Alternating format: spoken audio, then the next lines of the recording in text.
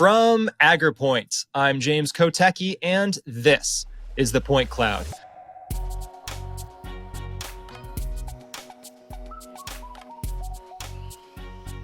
My guest today is AgriPoint's very own Chief Data Officer, Dan Maycock. He's here to give us a crash course in agricultural data, what it means, what it can do, where it's going, and why we should all care. Dan, welcome to the show. Thank you for having me. All right, Dan, let's start with a simple, but perhaps philosophical, maybe even existential question. What is data?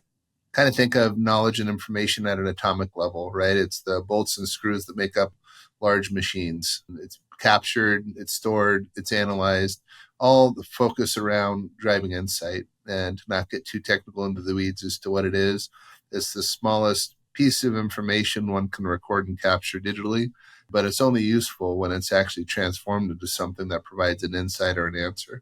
So you can kind of think of it at the atomic level. There's something so small and insignificant, but you bring enough of it together, especially in an agricultural context, that's really where it starts to take form and become useful.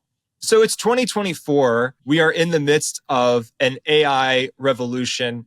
Does everybody kind of get the importance of data now, or do we still see pockets of folks who don't quite get it? I think everyone agrees it's useful to some extent, right? The last 20 or 30 years have really been focusing on data analysis, business intelligence, data science. Farms, agribusinesses capture a lot of it. It's in silos, it's in different systems, might be on an Excel file or an Access database, or it could be more sophisticated on a data warehouse. But everyone knows how important it is to running a business. The big discrepancy is in what form does it need to go, how much of it needs to be focused on, cutting into the minutia of those things. Data quality can be an issue at times, and for some folks around where the investment really sits and what the payback period is. And those are more the existential questions about how much we're at and what do I use it for. But I think everyone pretty much agrees it's important to some extent. So you've had a strong career in tech and data, not always in agriculture. You're in agriculture now, obviously. So how does your previous experience help you understand the way that the ag industry specifically is thinking about data?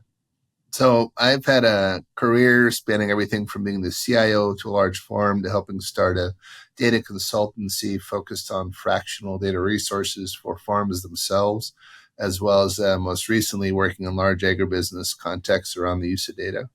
I think in agriculture, it's a very practical sector with very practical folks. And so the investment in science projects and far-flung ideas and moonshot ideas are certainly there in parts, but for most points, if someone invests in technology, they want to see a payback period pretty quick, what I call a farm of the near future concept.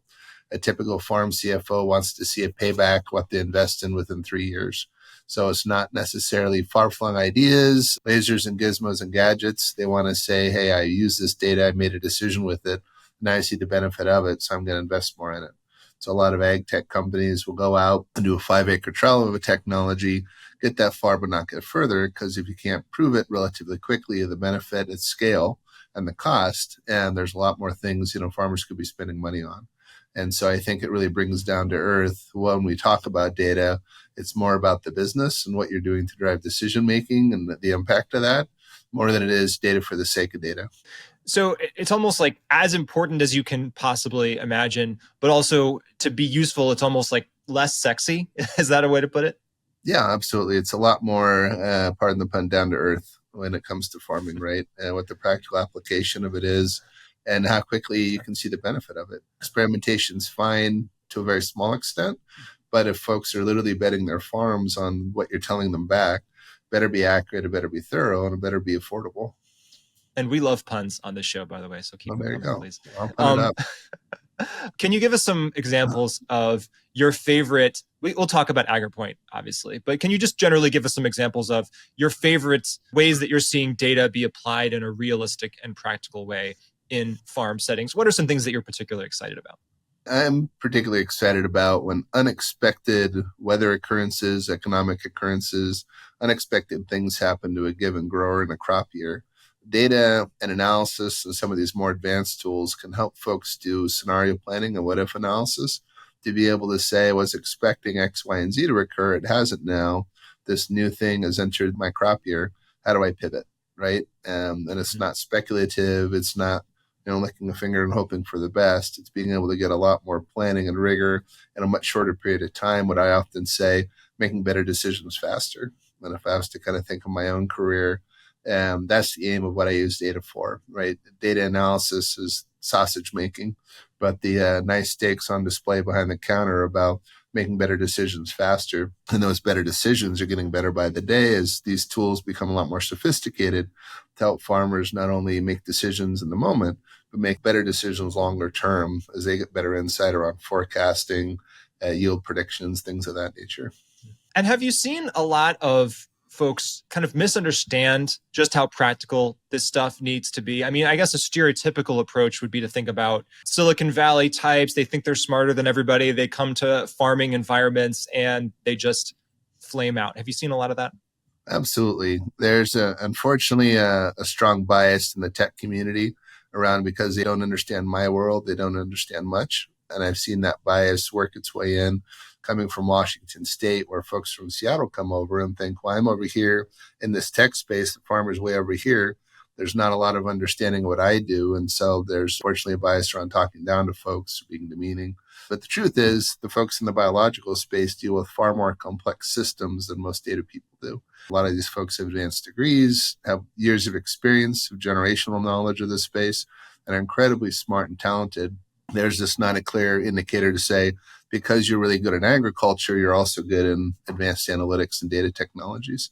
And the other thing is the leap ahead philosophy, saying we're going to come in and leap ahead several technologies and just catch agriculture up without considering the nuances of affecting complex biological systems and interconnected ecosystems, regional politics, culture, and all the other attributes you got to focus on. And disrupting any number of those things can greatly diminish the impact of the technology you're pursuing.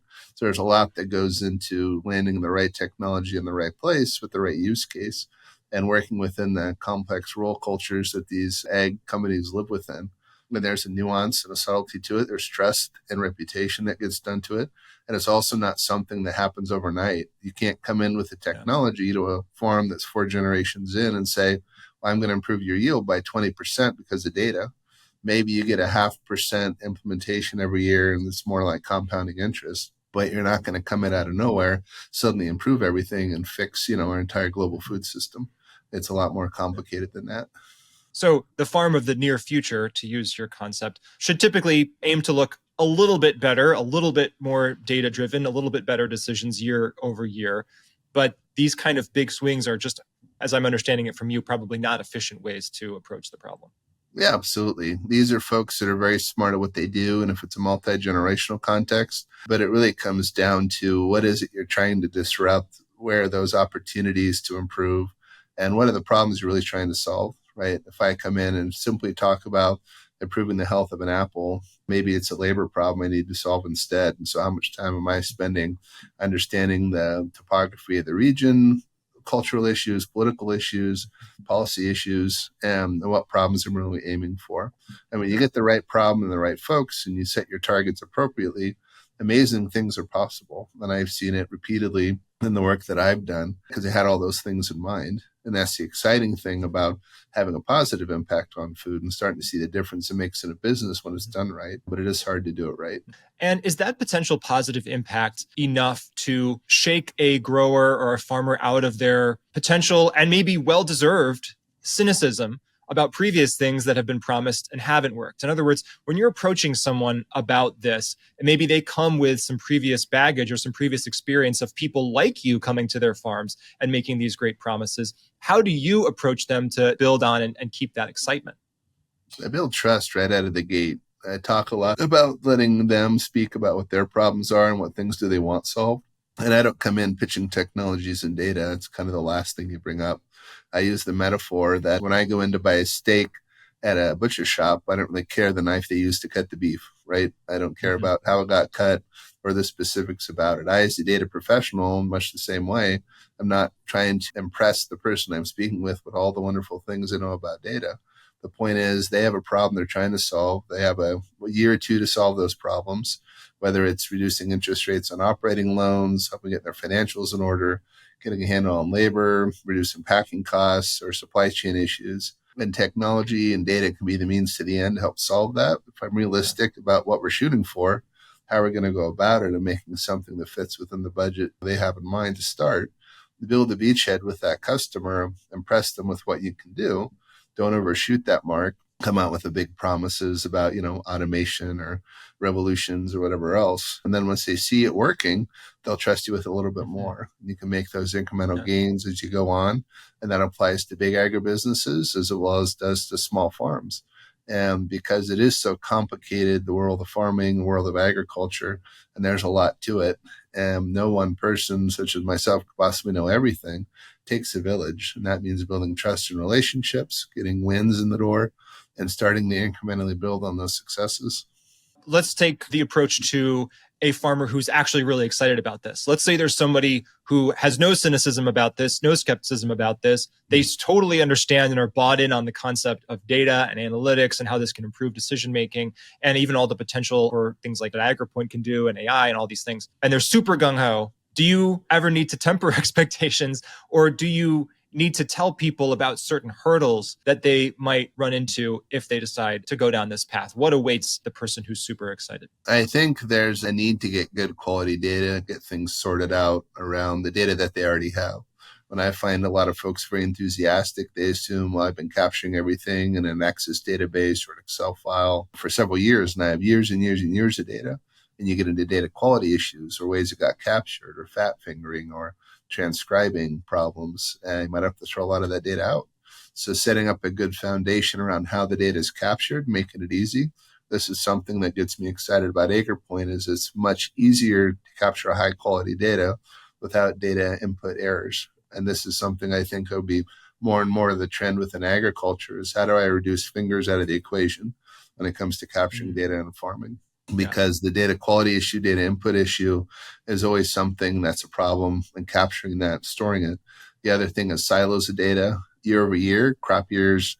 I've seen acres and fields and measurements change. So you're trying to compare fields year over year, but the geometry shifts, right? That makes it tricky, how the data is stored, how the data comes together. Is there a common data model to tie everything together with? I mean, all these things in the data engineering world are painful to talk about at times and not very fun because it's what happens behind the scenes before the actual visualizations show up.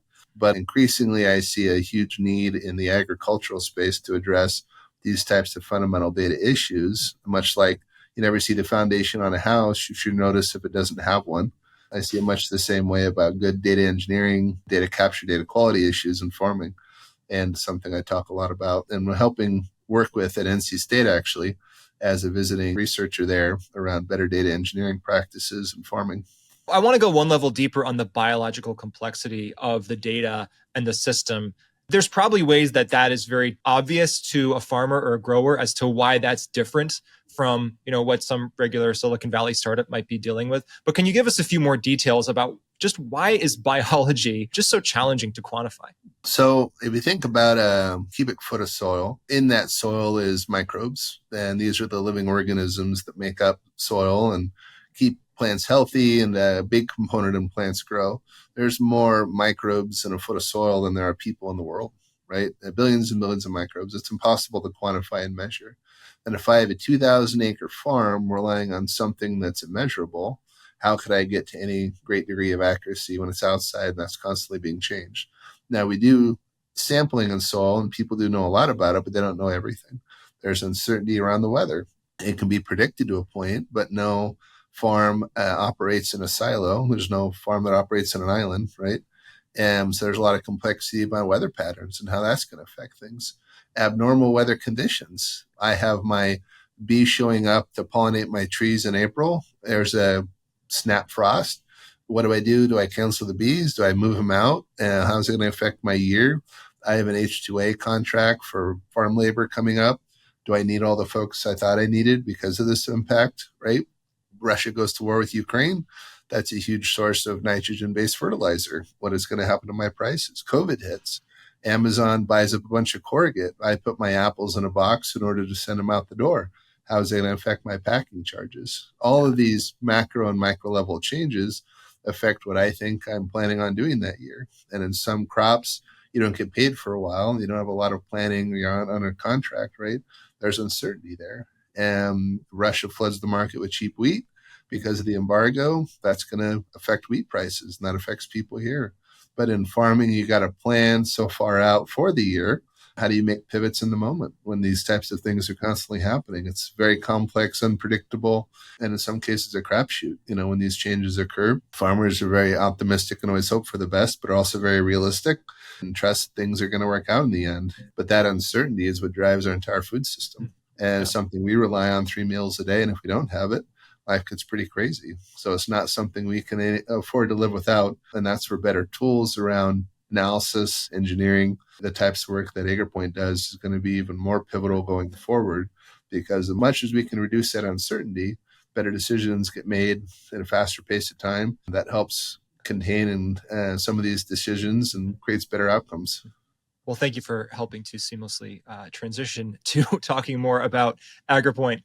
Tell me a little bit about when you first heard about AgriPoint. What attracted you, not even necessarily to come work for us as a company, but just what attracted you to the idea about the technology that we're building here and how you understand it in the context of your larger worldview?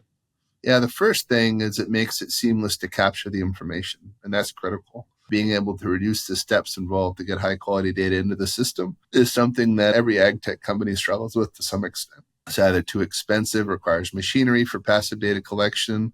It requires complicated inputs. You have language barriers, you have cultural barriers, you have connectivity barriers, and AgriPoint's large part solved a lot of those issues.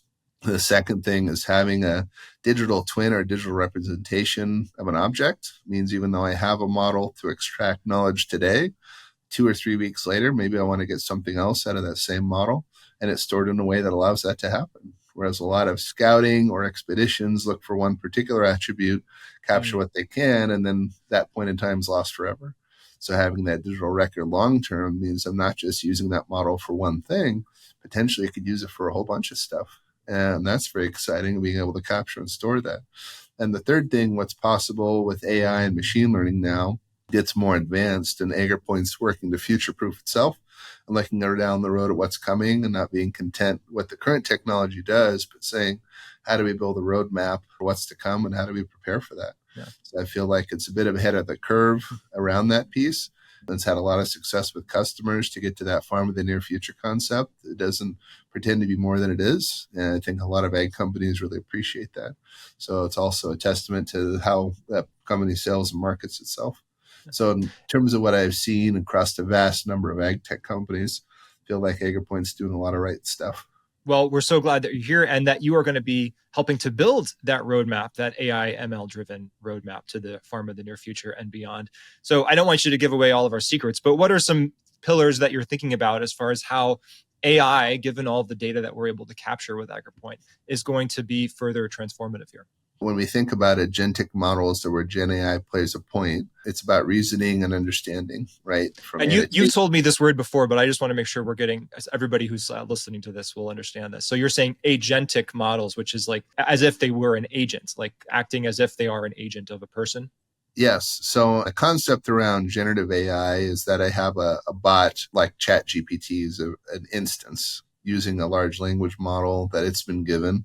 And so you hear terms like GPT or Llama, those are all large language models. I have an agent that sits on top of that and uses that pre-trained information to be able to answer questions. And that's how people are used to interacting with GPT, is through ChatGPT. I go ask a question, I get an answer, right?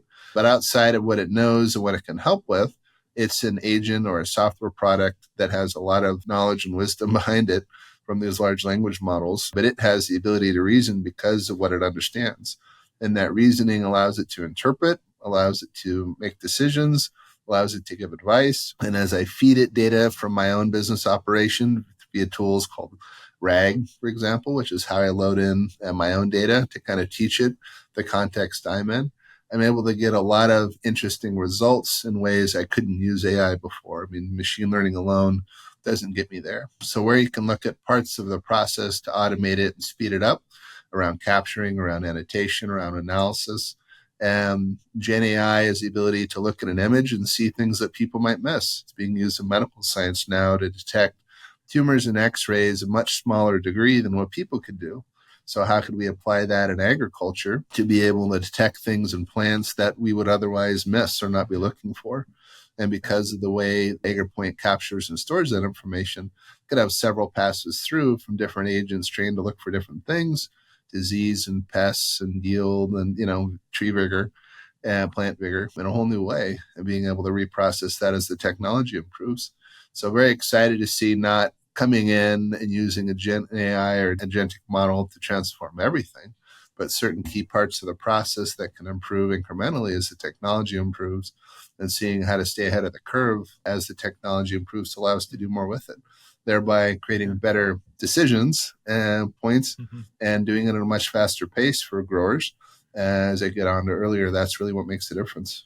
So is it safe to say that one potential version of the future is I'm in the field with my device and I'm scanning the area. Of course, I'm creating a 3D model, digital twin, but that I'm also able, even in the field, to chat with a model and give me some advice about the crop that's in front of me. In a future scenario, you might be able to scan something, a field via a drone, something on your phone itself, on a tablet, and being able to say, tell me more about what I'm looking at. What is it that's eating my leaf? What should I be doing about this situation? Typically things that a farmer might call someone for. Think of it like a farmhand.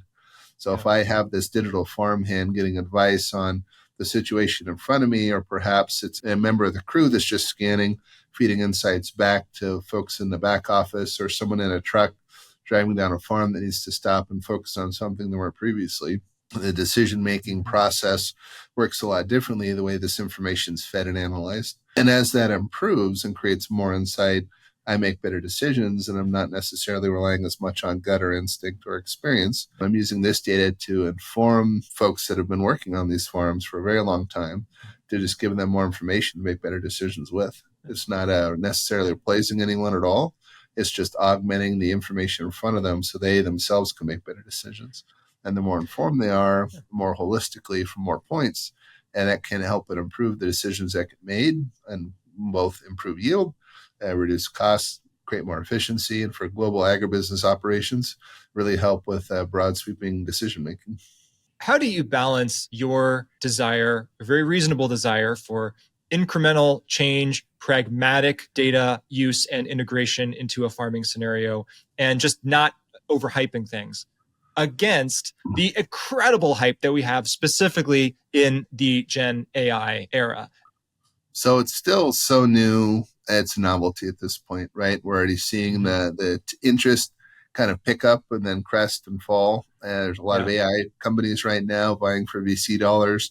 There's also a lot of companies wanting to get bought and exit the game, right? And we're the internet in 1995. We're still years away from this thing going mainstream, really taking off and creating big opportunities. But it would be a mistake for any company not to invest right now and saying, but what does that future look like for us? Because I can't start investing in this 5 years from now when everyone else is starting to use it. So starting to look and say, where does it make practical sense today, even to a small degree, to get our foot in the water and start exploring this? And how do we build this into our roadmap for the years to come?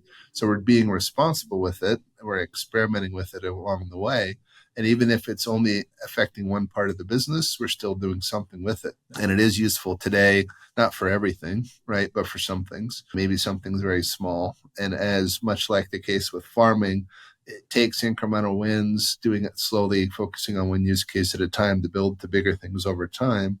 And I use the metaphor around compound interest as a great example, as I'm not going to get stellar returns overnight being a day trader in farming. It's about making incremental investments over a longer period of time and then looking back over 10 years and saying, look how much money I made. Well, if we are the internet in 1995, hopefully AgriPoint is more Amazon and less pets.com. But yes, absolutely.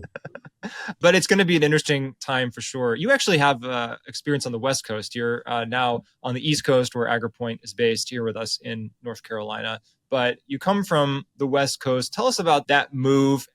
Yeah, so I grew up in a small farming town of about 8,000 people, Prosser, Washington. And first job at 13 was working at a computer store downtown, selling computers to wheat farmers who were using computers in the early 90s for dial-up, getting weather data via the USDA and whatnot, getting computers for a variety of reasons. Farmers can be very pragmatic when it comes to technology, but they're also willing to try stuff out. The first data source in history, I think, is the Farmer's Almanac that folks really got mainstream. So it's about using it in the right way, being practical, but also continually innovating.